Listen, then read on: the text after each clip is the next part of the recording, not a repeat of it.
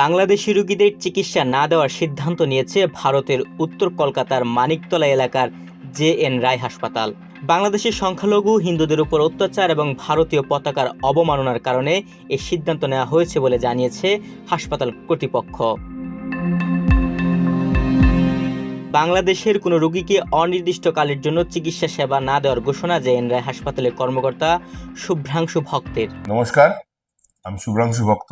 জে.এন. রায় হসপিটালের পক্ষ থেকে আজকে আমরা একটি সিদ্ধান্ত নিয়ে বিজ্ঞপ্তি জারি করেছি। Double million offer Walton fridge কিনে পেতে পারেন 20 লক্ষ টাকা, রয়েছে কোটি কোটি টাকার নিশ্চিত উপহার।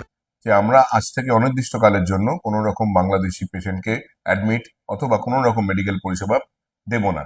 তার একমাত্র কারণ যে এই বাংলাদেশ দেশটি স্বাধীন হওয়ার পিছনে আমাদের দেশের লক্ষ লক্ষ সৈনিকের রক্ত ঝরেছিল। আজকে সেই দেশে আমাদের দেশের জাতীয় পতাকার অবমাননা করা হচ্ছে, তাকে পায়ের তলায় পিষ্ট করা হচ্ছে। অতএব তাদের সাথে আমাদের এই আর ভাব ভালোবাসা আপাতত দেখানোর কোনো দরকার নেই। আপাতত ভবিষ্যতে, এবং আমি এটাও চাইবো যে এই আমাদের এই হসপিটাল ফিল্ডে যারা যারা রয়েছেন সবারই এই সিদ্ধান্ত নেওয়া উচিত। কারণ আর সবার ঊর্ধ্বে কিন্তু আমাদের এই দেশ, আমরা এই দেশেই হাসপাতাল চালাচ্ছি। নিশ্চয়ই এই পরিষেবাটা মানব জাতির জন্য, কিন্তু যেটা বাংলাদেশে হচ্ছে সেটাও মানবিক নয়, অনেকটাই অমানবিক। তো সেই তারা যখন যেখানে এই অনৈতিক পরিস্থিতি, সেখানে দাঁড়িয়ে তাদেরকে আমাদের এই পরিষেবা দেওয়ার কোনো দরকার নেই, এটা আমাদের মনে হয়েছে।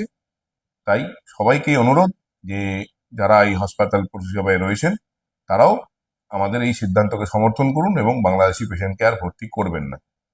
নমস্কার।